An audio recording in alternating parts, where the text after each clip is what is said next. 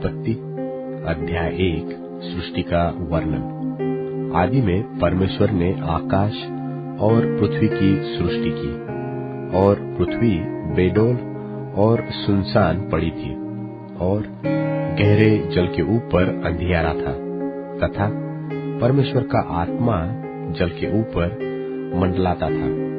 तब परमेश्वर ने कहा, उजियाला हो, तो उजियाला हो गया।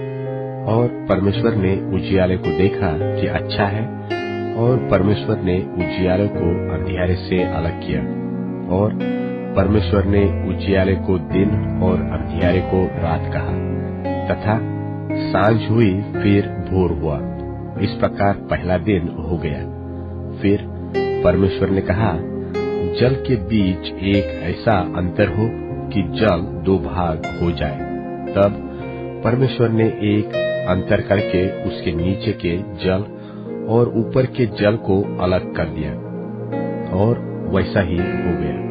और परमेश्वर ने उस अंतर को आकाश कहा, तथा सांझ हुई और फिर भोर हुआ। इस प्रकार दूसरा दिन हो गया।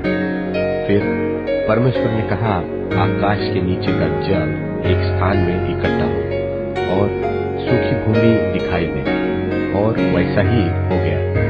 और परमेश्वर ने सूखी भूमि को पृथ्वी कहा, तथा जो जल इकट्ठा हुआ उसको उसने समुद्र कहा। और परमेश्वर ने देखा कि अच्छा है।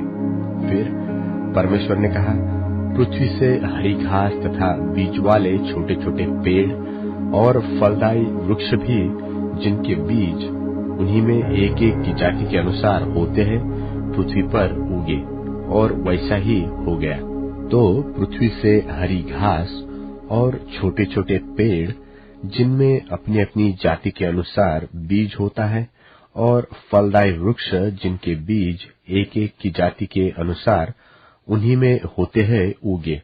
और परमेश्वर ने देखा कि अच्छा है। तथा सांझ हुई फिर भोर हुआ। इस प्रकार तीसरा दिन हो गया। फिर परमेश्वर ने कहा, दिन को रात से अलग करने के लिए आकाश के अंतर में ज्योतियां हो, और वे चिन्हों और नियत समयों और दिनों और वर्षों के कारण हो।